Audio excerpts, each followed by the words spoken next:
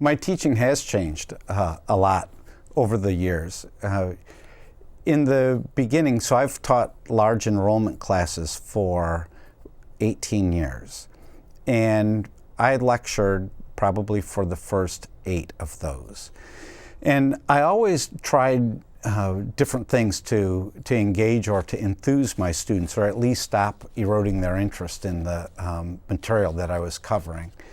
And I would do PowerPoints, and then I did PowerPoints with animations, and I'd put movies into my class meetings, and I did a lot of, or tried a lot of different things, always to much more limited success than I anticipated. And whenever I had an idea for something new, I'd talk to my wife, who was actually a really good teacher, a high school teacher. And I'd say, this is what I have planned now. I have this little magic act, and bombs are going off in the corners, and students will just be completely wowed by this. And every time she would say, what are your students doing? I'd say, no, Hal, you don't understand. I have, PowerPoints with letters that dance. And she'd say, what are your students doing? And the answer was always, they're sitting there in a huge room with other people watching me, doing nothing. And so for me, the tipping point came when I'd met with TEP, and you'd talk to me about an examination technique where I could give a multiple choice exam, and the students would turn their Scantrons in, and then I let them do it again as a group. And they were already organized into learning teams, but for no apparent reason. I mean, didn't have anything for the team to do. In the minute that I allowed them to work together to answer the questions on this exam, the energy level in the room just went off the charts. It was just kind of this huge roar of energy. People arguing with each other and talking and writing things down. And I thought, well, hell, this is exactly what I want.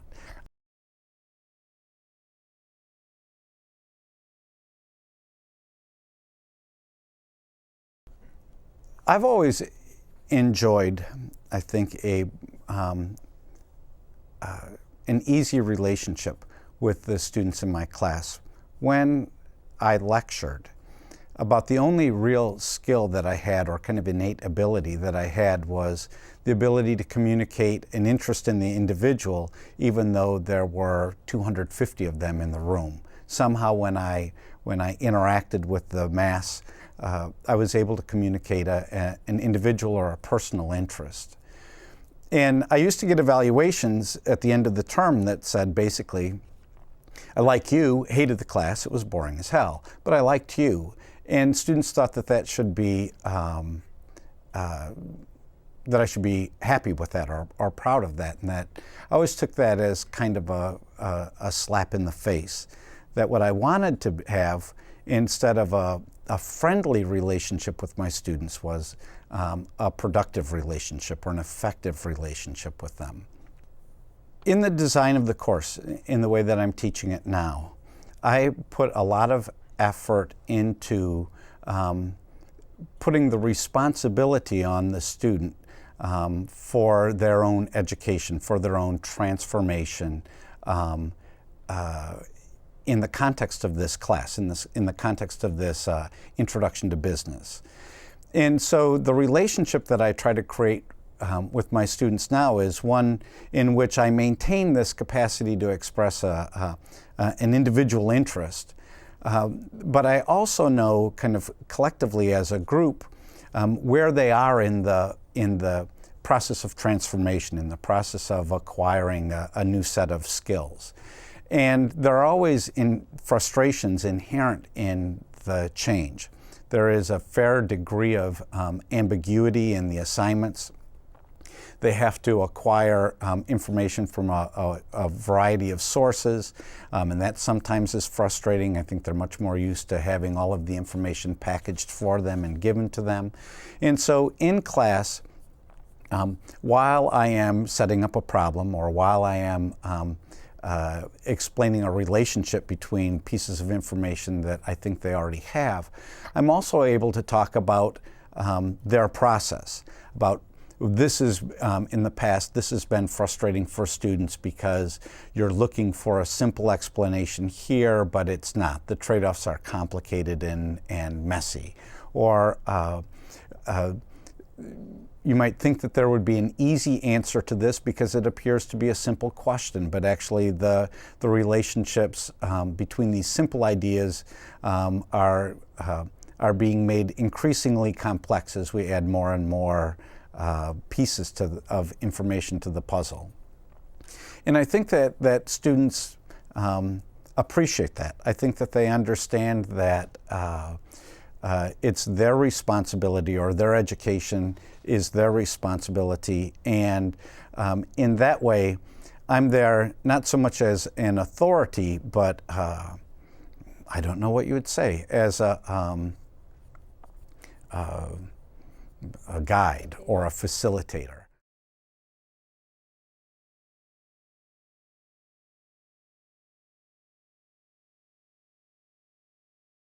As a consequence, a lot of the problems that I had in classes when I lectured, I don't have now.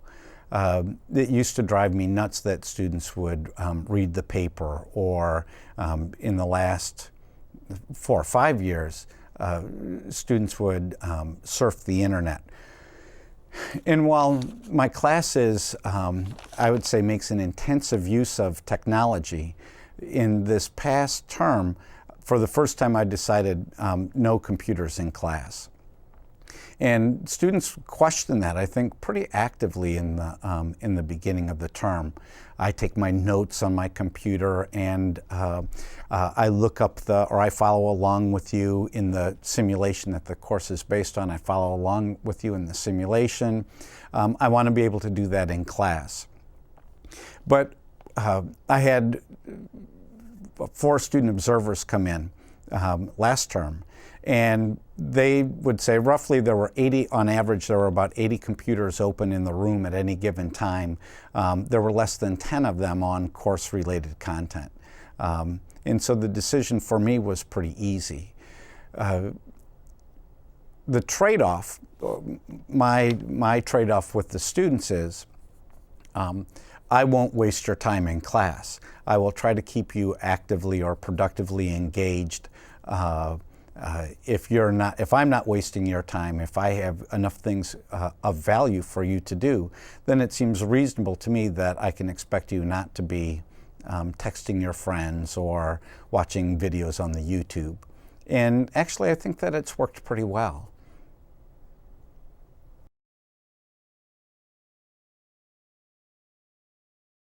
When students are preparing for class, I have essentially a to-do list posted on Blackboard for every class meeting of the term.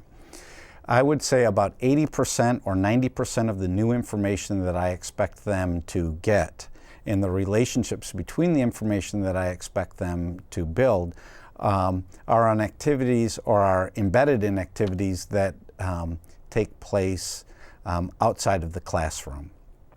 And so all new information, so any kind of reading, if there are videos that I expect them to watch, I can put the videos online and have them watch the videos before they come to class. I have them prepare questions ahead of time. There are assignments or sets of problems that they have to solve. And they do all of those things before class. And so, to me, student preparation for the class is the key to the class's success, or the key to the student's ability to transform themselves in the context of this class. If students don't come to class prepared, then frankly, the class meeting doesn't make any sense to them at all.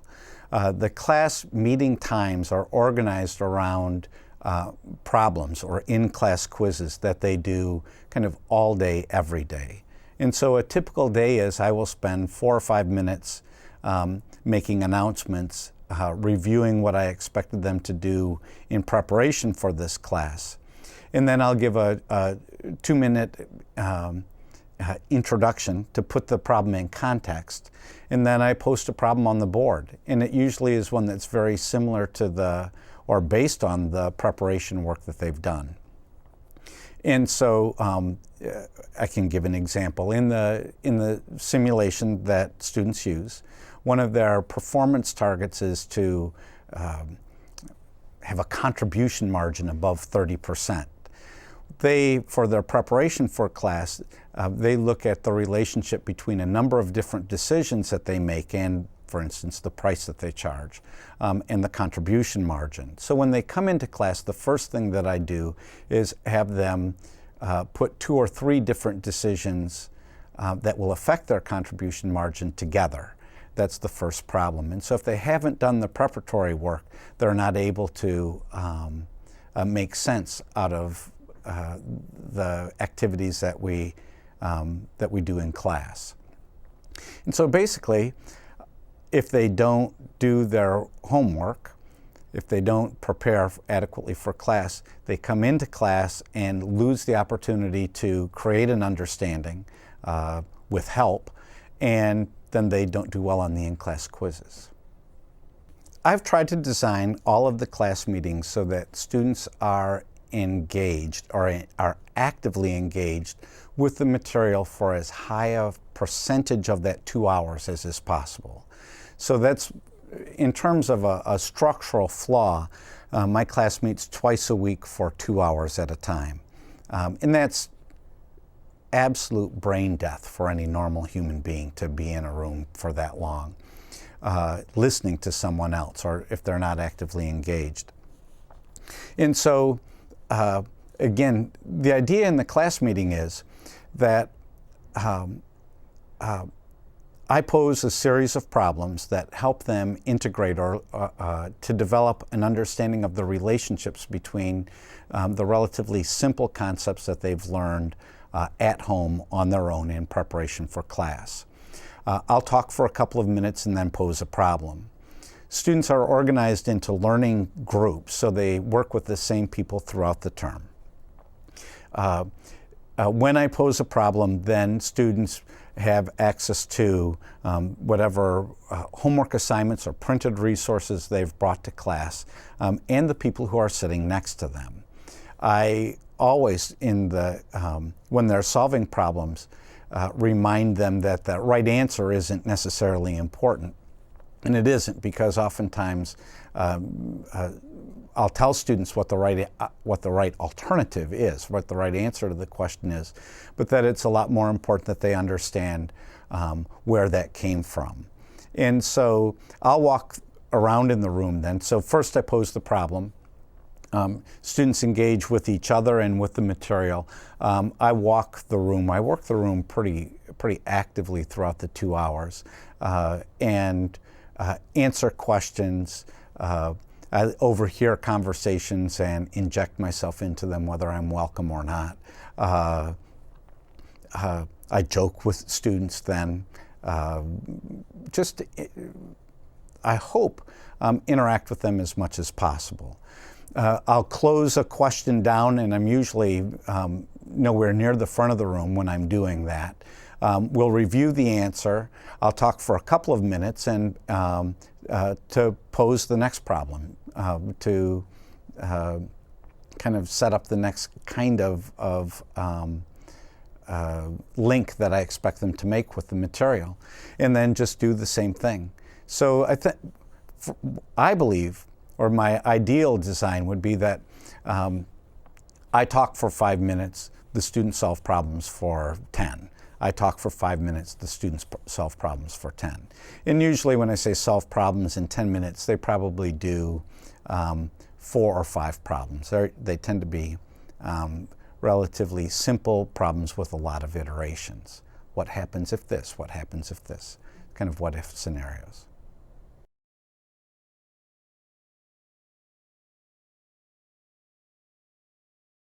At the end of the term, I have 48 grades. At the end of this term, I'll have 48 grades for every student in the class. The whole term is basically some kind of evaluative event. In-class quizzes and homework assignments are largely based on completion. So I have students do, this term, they will submit 7 separate analyses, and they will submit a business plan with 4 revisions. Okay, those are largely, they're credited for having completed them before a deadline. In class, I give a quiz basically all day, every day. And so in a typical day, they may have answered 20 quiz questions. The quiz questions, though, they don't have to get all of them right in order to get full marks for that in-class quiz. These quizzes are not tests of their mastery, they're activities to build an understanding. And so I encourage them to work together and try to develop an answer. No, I don't try to get them to develop an answer. I try to get them to develop an understanding in the context of the problem that I've given them. And so oftentimes when students are working on a problem, I can see, because they submit their answers using an iClicker, I can see what percentage of them are getting the right answer and what percentage are getting the wrong or answering incorrectly. For those quiz questions, if a lot of students aren't getting the right answer or misunderstanding the problem, then I can stop. I will talk about it for a couple of minutes, and then I just pose the question again and have them solve it a different way. And so throughout the class meeting time, they are working on developing their understanding with grades, but they do it in a relatively low stress environment, in that probably for the person who attends every day, the in-class quiz average is about 95%. And so most students get all of the points most of the time.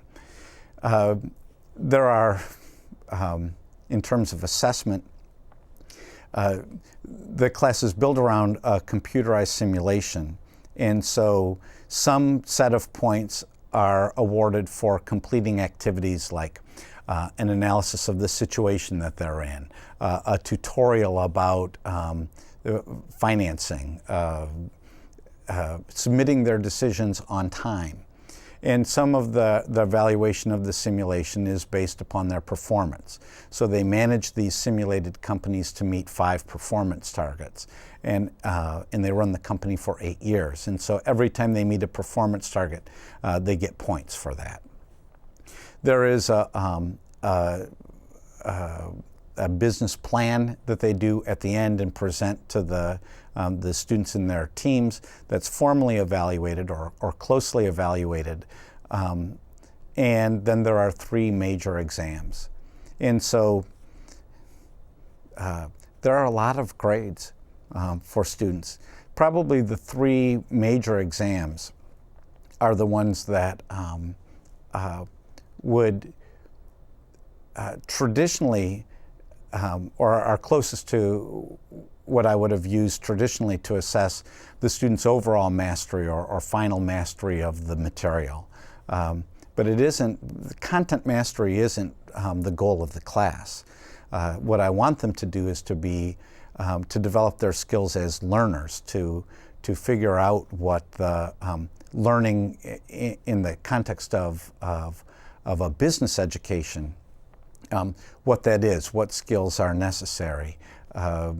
And I try to reward behaviors that, or energy that's invested toward that end.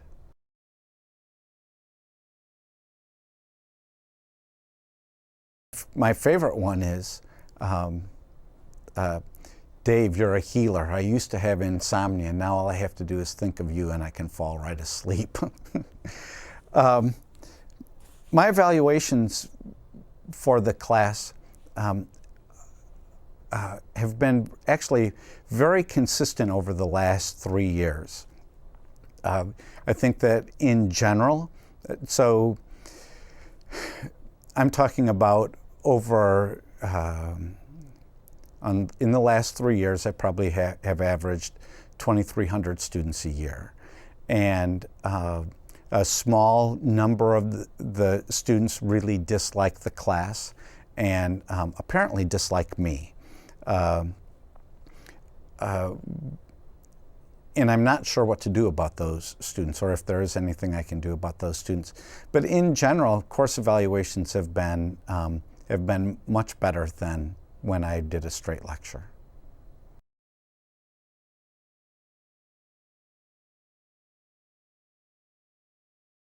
My objectives for student learning are incorporated or communicated to the students, I think, in 3 ways. In the beginning of the term, there is an outline of the 11 weeks and my expectation of their investment over the course of that 11 weeks. And I talk a little bit about it, even though they have no context for understanding this. I talk a little bit about what I expect them to learn kind of as the term progresses and where they'll be. In the to-do lists that are published on Blackboard every week, the goals, that both the content and the process goals for the classes are pretty clearly articulated. And then I go over them in the beginning of class and occasionally at the end of class also. And so I try to keep the focus on what are we doing here today? How is this contributing to your understanding of the material? How is this contributing to your kind of acquisition of a new set of knowledge, a new set of skills, a new set of capacities in the world?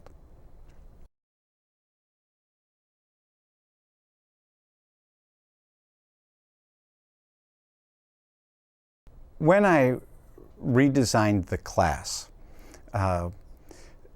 and by that I mean when I engaged in a fundamental reconceptualization of the class. I had been teaching with a textbook. I'd been teaching this course with a textbook for about 3 years.